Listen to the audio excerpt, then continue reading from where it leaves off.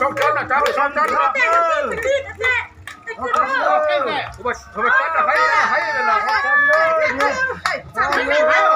ใครมาน่ะชั้นเลย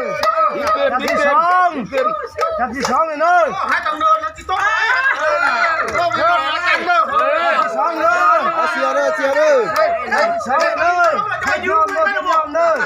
สบายเลยสองเลยสองเลยสองยอมอีมามันกินเจ้าเชียร์นี่จะมาให้ใครเป็นคนที่ลงไปป้อนเอาหน้าเยอะเลยไอ้ชื่อนี่มันมีรูปตั้งไล่คนเขาหรอไล่คนเขาอ่ะไล่คนเขาจังนี่คนไอ้แขกเราสาวไล่คนเขากินจังเลยเขาไม่ได้ไล่คนเขาเด้มาอะไรทำไมไล่คนเขามันกินตึ้งมาไล่คนเขามีที่ขวาไอ้สิไอ้สิเขาว่าชั่วเขาจังนี่เจ้าอะไรเขาไม่ก็ได้ของไล่บุไล่ก่อนไล่ไปจ้าเลยไล่ก่อนเนาะเขาที่หาเนาะเขาที่หาเด้อไอ้เขาที่หาเด้อ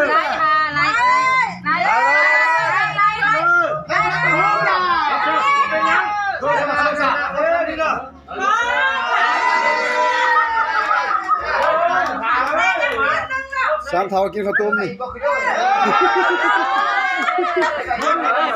ข้าวต้มล้ำเลยมีความสุขเนอะผู้เฒ่าเมืองกวางเฮานี่เนอะช่องหอเลยไอ้เดียวกินกับเม็ดสองอันน่ะไหนไอ้เดียวข้าวต้มโกมนึงเราให้เขานึงอยู่มับ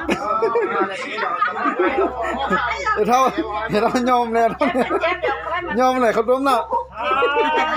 ขึ้นมาแล้วใครหุ่นจริงโอ้ยเอาไม่ยอม